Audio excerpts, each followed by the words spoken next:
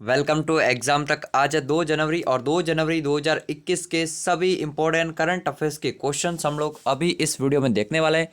तो चलिए शुरू करते हैं आज का वीडियो। काफ़ी ज़्यादा इंपॉर्टेंट क्वेश्चंस हैं और वर्तमान में कौन क्या वाला वीडियो आज आ जाएगा, ठीक है ना। वेबसाइट पर मैंने अपडेट कर दिया, आप लोग जाकर देख लेना। काफ़ी सारे मैंने जैसे बैंक्स के सीईओ वगैरह, कंपनीज के सीईओ वहाँ पर जो है नए ऐड करे हैं। तो आप लोग ज़रूर से गूगल पे सर्च कर लेना एग्ज़ाम तक, आपको जो है। और उसके बाद जो है ऑल पोस्ट पे जाना, स्टैटिक जीके में या करंट अफेयर्स में मिल जाएगी आपको पोस्ट वर्तमान में कौन क्या। पहला क्वेश्चन कौन सा है, हाल ही में बारबाडोस में जो है भारत के नए राजदूत कौन बने हैं। इंपॉर्टेंट क्वेश्चन है। अब देखो, वैसे तो हर देश में भारत के कोई ना कोई राजदूत होते हैं, एम्बेसडर होते हैं, और हर देश के आपको याद भी नहीं रहेंगे, ठीक है।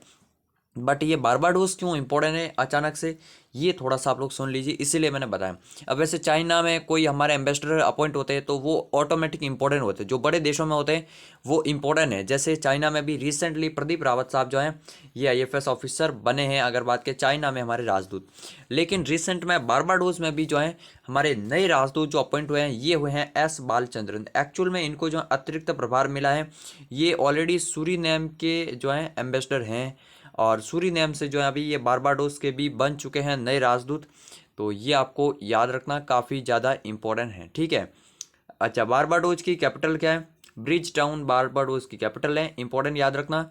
एंड बारबाडोस क्यों चर्चा में था, क्योंकि अभी आपको पता होगा 30 नवंबर को जो है बारबाडोस बन चुका है गणतंत्र, यानी कि रिपब्लिक बन चुका है। अच्छा, इंडिपेंडेंस ये पहले से था, ठीक है, 1955 से ही था, मतलब ठीक है, और 66 से था आई थिंक, है ना। तो 55 साल हो गए इनकी आज़ादी को, लेकिन अभी जो है ये गणतंत्र बन गए, क्योंकि अभी तक इनका राष्ट्रपति नहीं होता था कोई देश का, ठीक है। इनका जो राष्ट्रपति या राज प्रमुख होता था वो होती थी यूके की महारानी, जो अभी हैं एलिजाबेथ सेकंड। लेकिन अभी यहाँ पर जो है राजतंत्र को हटाया गया है और गणतंत्र को अपनाया गया है। पहली राष्ट्रपति बनी है सेंड्रा मैसन। तो सेंड्रा मैसन का नाम मोस्ट इंपॉर्टेंट याद रखना। और बारबाडोस में जो है एस बालचंद्रन जो है ये अभी बन चुके हैं, अगर बात किया भारत के नए राजदूत, इनका नाम जरूर से याद रखना। सूरीनेम में भी यही है और ये भी यही है। अच्छा, बारबाडोस कैरेबियन देश है और सूरीनेम जो ना ये साउथ अमेरिका में एक देश है, ठीक है। साउथ अमेरिका में देश जो सूरीनेम है उसके राष्ट्रपति कौन है, संतोखी प्रसाद हैं, इनका नाम भी आपको याद रखना है। वैसे ये सब आपको एक पीडीएफ कंपाइल करके बहुत जल्दी आने वाली एग्जाम तक पर आपको काफ़ी कुछ मिलने वाला है। नेक्स्ट बात करते हैं सेकंड क्वेश्चन की, हाल ही में कहाँ पर खेला गया है under 19 Asia world cup, Asia cup, जिसको भारत ने 8वीं बार जीता और ये रिकॉर्ड है, इंडिया ने 8th टाइम जो है ये टाइटल जीता है। और काफ़ी इंपॉर्टेंट है, फाइनल में अभी तक भारत एक बार भी नहीं हारा है अंडर 19 एशिया कप की अगर बात की जाए तो। जो 2021 का हुआ है ये कहाँ पर हुआ है, ये हुआ है दुबई में। इसका final match Dubai international stadium में हुआ, और जहाँ पर भारत ने श्रीलंका को जो है 9 विकेट से हराकर डकवर्थ लुईस नियम लगा था। जाहिर सी बात है बरसात हो गई थी वहाँ पर, और वहाँ पर जो है भारत ने ये मैच जीता। और जाहिर सी बात है अंडर 19 है तो यश धूल भारत के कैप्टन थे, और यश धूल के नेतृत्व में ये बहुत ही अच्छा परफॉर्मेंस था कि एशिया कप जीत चुके हैं। अब बारी है वर्ल्ड कप की, क्योंकि आपको पता होगा अंडर 19 वर्ल्ड कप 15 जनवरी से शुरू हो रहा है इन द वेस्ट इंडीज़। तो यश धूल ही कैप्टन रहने वाले, इनका नाम मोस्ट इंपॉर्टेंट याद रखना। इन्होंने एशिया कप तो दिला दिया है, अब उम्मीद सबको है कि ये वर्ल्ड कप भी दिलाकर आएंगे। और करंट अफेयर्स का एक और क्वेश्चन आपके लिए बनाकर आएंगे, वैसे काफ़ी इंपॉर्टेंट है तो आपको याद रखना, ठीक है। तो किसको हराए हैं, श्रीलंका को हराए हैं, कहाँ पर हुआ है, दुबई यूएई में हुआ है। अच्छा, दुबई की गवर्नमेंट जो है ना, दुबई जो है ना एमिरेट्स, उसकी गवर्नमेंट 100% पेपरलेस बनने वाली दुनिया की पहली गवर्नमेंट बनी है, ये आपको याद रखना है। इसके अलावा जो यूएई देश है, क्योंकि Dubai is a part of UAE, तो यूएई देश में जो है 4.5 डे का जो वीकेंड वाला जो सिस्टम है वो लागू करने वाला भी पहला देश बना है रिसेंट में। आपको ये दो बातें याद रखनी, बाकी भारत के अंडर 19 कैप्टन याद रखना है। अगर बात की जाए तो कौन है, यश धुल हैं। नेक्स्ट है important question, Indian coast guard के नए 24th प्रमुख कौन बने हैं। एंड ये काफ़ी इंपॉर्टेंट है, महानिदेशक कह सकते हैं आप लोग। नए director general of the Indian coast guard, Indian coast guard के नए बन चुके हैं वीएस पठानिया, इनका नाम याद रखना। एडिशनल डायरेक्टर जनरल बने थे कुछ टाइम पहले ही, और अभी इनको जो है फाइनली 24th जो है अगर बात की जाए हेड बन चुके हैं। के नटराजन की जगह लिए हैं, जो 31 दिसंबर को जो है रिटायर्ड हो चुके हैं। तो ये आपको याद रखना, वीएस पठानिया साहब जो है 24th हैं अभी इंडियन कोस्ट गार्ड के। इंडियन कोस्ट गार्ड जो है ना, ये भारत की समुद्री तट रेखा की जो है अगर बात की जाए निगरानी रखने के लिए एक इम्पोर्टेंट ऑर्गेनाइजेशन है। एंड स्पेशली इसकी स्थापना 1977 के एक्ट के तहत 78 में की गई थी। 1 फरवरी को मनाते हैं इंडियन कोस्ट गार्ड का डे, ये भी आपको याद रखना। न्यू दिल्ली में इंडियन कोस्ट गार्ड का हेडक्वार्टर्स है, बाकी सभी ऑर्गेनाइजेशन के हेडक्वार्टर आपको जो है न्यू दिल्ली में ही मिलेंगी। अच्छा, ये जो इंपॉर्टेंट पर्सन्स हैं इन सब की वीडियो जो है ना मैं आपको बता दिया, आज शाम तक आ जाएगी। एग्जाम तक 2.0 पर 500 सब्सक्राइबर्स हो चुके हैं वहाँ पर कंप्लीट, आप लोग जाकर भी सब्सक्राइब कर लीजिए जल्दी से जल्दी। आर हरिकुमार इंडियन नेवी के बने और विवेक राम चौधरी जो हैं ये आर्म एयरफोर्स चीफ हैं अभी एट प्रेजेंट टाइम। तो ये आपको इंडियन कोस्ट गार्ड के बारे में याद रखना। नेक्स्ट बात करते हैं सेकंड क्वेश्चन की, मतलब थर्ड या fourth I don't know.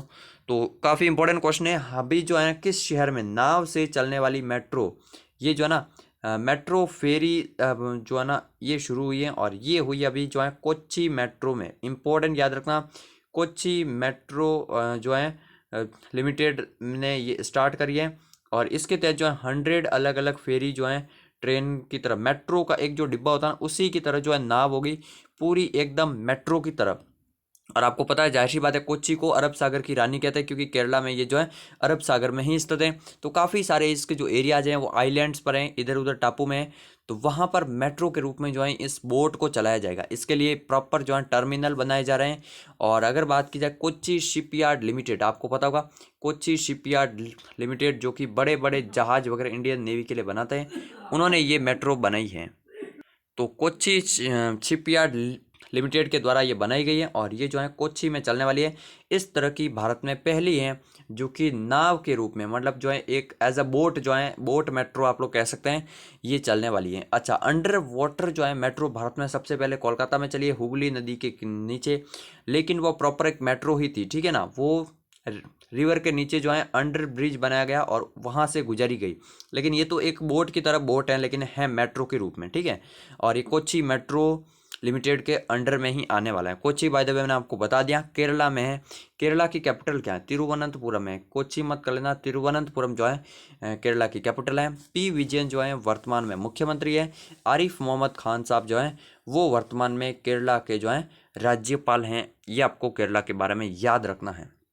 Next है किस राज्य के क्रिकेट बोर्ड की जो अध्यक्ष है रूपा गुरुनाथ, उन्होंने इस्तीफा दे दिया। इंपॉर्टेंट याद रखना, ये तमिलनाडु क्रिकेट बोर्ड जो है, तमिलनाडु राज्य क्रिकेट बोर्ड की अध्यक्ष थी रूपा गुरुनाथ। 2019 में जब ये तमिलनाडु अगर बात की क्रिकेट बोर्ड की अध्यक्ष बनी थी, तब भारत में किसी भी स्टेट के क्रिकेट बोर्ड की जो है अध्यक्ष बनने वाली ये पहली महिला थी। अभी तक क्रिकेट बोर्ड की जो है कोई भी अध्यक्ष बनने वाली पहली महिला नहीं बनी थी, ये बनी थी। और इनके बारे में एक और फैक्ट बता दूं, बीसीसीआई के जो पहले अध्यक्ष कौन थे? एन श्रीनिवासन थे ना, श्रीनिवासन की ही बेटी है ये रूपा गुरुनाथ, और इन्होंने अभी रिसेंट में इस्तीफा दे दिया। आई थिंक 1-2 साल रहे थे। और तमिलनाडु क्रिकेट बोर्ड की जब तक की अध्यक्ष रही, इन्होंने जो है आईपीएल 2021 का जो फर्स्ट फेज था अप्रैल में, वो होस्ट करवाया चेन्नई में। 2 इंग्लैंड के खिलाफ टेस्ट मैचेस, मतलब जो है ना जब किसी बोर्ड का जो होता ना, तो जैसे चेन्नई में मैच हो रहे तो तमिलनाडु क्रिकेट एसोसिएशन जो ना उसके अंडर में काफ़ी सारी चीज़ें होती है, ठीक है। तो इसलिए इनके पास भी काफ़ी रिस्पॉन्सिबिलिटी थी। और इम्पोर्टेंट क्वेश्चन बनेगा क्योंकि ये पहली महिला थी जो किसी भी राज्य क्रिकेट बोर्ड की अध्यक्ष बनी थी, और उन्होंने रिसेंट में दे दिया इस्तीफा। तमिलनाडु की MK स्टालिन जो है वर्तमान में मुख्यमंत्री, RN रवि जो है राज्यपाल हैं। नेक्स्ट है किस राज्य के आरिफ मोहम्मद खान ने शीतकालीन ओलंपिक के लिए जो है क्वालिफाई कर लिया है? अब आरिफ मोहम्मद खान नाम सुनकर आप लोग केरला के राज्यपाल करने मत लग जाना। ये आरिफ मोहम्मद खान कौन है? ये अगर बात की जाए सॉरी बैकग्राउंड में वॉइस आ गया था। तो ये जो आरिफ मोहम्मद खान है ना, ये विंटर ओलंपिक 2021 जो बीजिंग में होने वाला है अभी फरवरी में, वहाँ पर क्वालिफाई किया है। अच्छा, 1-2 महीने पहले मैंने इनके बारे में बताया था, अब इन्होंने फिर से किया है। जी हाँ बिल्कुल, ये पहले भारतीय हैं जो विंटर ओलंपिक में 2 इवेंट्स में हिस्सा लेने वाले हैं। ये पहले भारतीय बन गए हैं। और 2022 में मैं जो है बता दूं आपको, अभी तक जो है एकमात्र भारतीय हैं जिन्होंने 2022 विंटर ओलंपिक के लिए क्वालिफाई किया है। तो आई थिंक अभी तो ज़्यादा टाइम भी नहीं बचा है, तो एक ही बंदा होगा जो कि भारत को रिप्रेजेंट करने वाला है इन द विंटर ओलंपिक। और होप करते हैं कि ये जो है कुछ न कुछ मेडल लेकर जरूर से आए, क्योंकि अभी तक विंटर ओलंपिक में भारत ने एक भी मेडल नहीं जीता है। कहाँ पर होने वाला? 2018 में कहाँ पर हुआ था आपको थोड़ा सा पता होना चाहिए, ये हुआ था साउथ कोरिया में, ठीक है। और उसके बाद जो है अभी 2022 में होने वाला है बीजिंग चाइना में। तो बीजिंग चाइना में आपको याद रखना 2022 में चाइना में काफ़ी सारे इंपॉर्टेंट इवेंट्स होने वाले हैं। जैसे अगर मैं आपको बता दूं 2022 का, तो 2000 जो है अगर बात की जाए 2022 में जो है एशियन गेम्स कहाँ पर होंगे, चाइना के हांगजाऊ में होंगे। और ये विंटर ओलंपिक भी होंगे तो काफ़ी इंपॉर्टेंट है, विंटर पैरालंपिक भी होंगे साथ साथ में, तो काफ़ी इंपॉर्टेंट हो जाएगा ये भी। ये जम्मू कश्मीर राज्य के हैं और इन्होंने जो है अभी इवेंट के लिए ये जो है क्वालिफाई कर लिया है। द हिंदू का यहाँ पर आप लोग न्यूज देख पाएंगे, J&K square Arif Khan qualifies for 2 event in 2022 winter Olympic. ये है इनकी फ़ोटोज़ वगैरह। तो इन्होंने जो है पहले भारतीय बन चुके हैं जो 2 अलग अलग इवेंट्स में विंटर ओलंपिक में खेलेंगे। नेक्स्ट है क्विंटन डिकॉक ने जो है टेस्ट क्रिकेट से संन्यास ले लिया। सॉरी, आई थिंक इनका नाम तो सभी क्रिकेट के फैंस जान देते होंगे। साउथ अफ्रीका जो है बिल्कुल करेक्ट ऑप्शन है, सऊदी अफ्रीका नहीं है, साउथ अफ्रीका है, ठीक है। तो साउथ अफ्रीका के ये थे और इन्होंने जो है रिसेंट में टेस्ट क्रिकेट से संन्यास लेने की घोषणा की है। आपको याद रखना, बस इतना याद रखना, क्रिकेटर थे ये तो सबको याद रह जाएगा। साउथ अफ्रीका के ये हैं। साउथ अफ्रीका की अगर बात की जाए तो कैपटाउन कैपिटल मिलेगी आपको। कैपटाउन के अलावा जो है अगर बात की ब्लूम फोंटेन भी यहाँ की कैपिटल मिलेगी। एंड तीसरी कैपिटल कौन सी है कमेंट बॉक्स में कमेंट करो यार, ठीक है, अभी मैं रिकॉल नहीं कर पा रहा हूँ। बाकी सिरिल रामफोसा जो है ना वो साउथ अफ्रीका के वर्तमान में राष्ट्रपति हैं, ठीक है, सिरिल रामफोसा इनका नाम आपको याद रखना है। एंड साउथ अफ्रीका की अगर बात की जाए ब्रिक्स का मेंबर ये जो है साउथ अफ्रीका भी है। जो ब्रिक्स में है ना 5 देश जो है ना अगर बात की जाए तो इम्पोर्टेंट है और अलग अलग रीजन से आते हैं। जैसे ब्राज़ील है साउथ अमेरिका से, रशिया मिलेगा आपको एशिया और यूरोप से भी आप लोग मान सकते हैं, इंडिया और चाइना जो है ये एशिया से हैं और साउथ अफ्रीका अफ्रीका से हैं। नेक्स्ट है हाल ही में संजय अरोरा जो है किसके महानिदेशक बने हैं, इंपॉर्टेंट है। संजय अरोरा जो है आईटीबीपी के महानिदेशक ऑलरेडी हैं, तो यहाँ पर कोई बात नहीं है। इनको एसएसबी का भी जो है अतिरिक्त प्रभार दिया गया है, तो इंपॉर्टेंट याद रखना है। एसएसबी के भी अभी महानिदेशक कौन बन चुके हैं, तो ये संजय अरोरा बन चुके हैं, आईपीएस ऑफिसर हैं और बोथ ऑफ द अबव बिल्कुल करेक्ट ऑप्शन है। अभी मैं आपको बता दूं ना कि वर्तमान में कौन क्या वाली वीडियो आएगी तो उसमें आपको सब कुछ पता चल जाएगा। तो आपको याद रखना Sanjay Arora is now SSB के महानिदेशक हैं, काफ़ी ज़्यादा इंपॉर्टेंट हैं। अब है आप लोगों के लिए आज का क्वेश्चन। वैसे एसएसबी के बारे में आपको बता दूं, ज़्यादा लोगों को शायद नहीं पता होगा, पहले आईटीबीपी के बारे में जान लीजिए। 1962 इंडिया चाइना वॉर के बाद जो है ये आईटीबीपी की स्थापना की गई थी। और आईटीबीपी का मेन काम क्या है, चाइना बॉर्डर के साथ जो है भारत की रखवाली करती हैं, चाइना बॉर्डर पर तैनात रहती हैं। ITBP India Tibet border police, ये इसकी फुल फॉर्म है। 62 में स्थापना हुई थी, हेडक्वार्टर्स इन सभी के न्यू दिल्ली में ही है।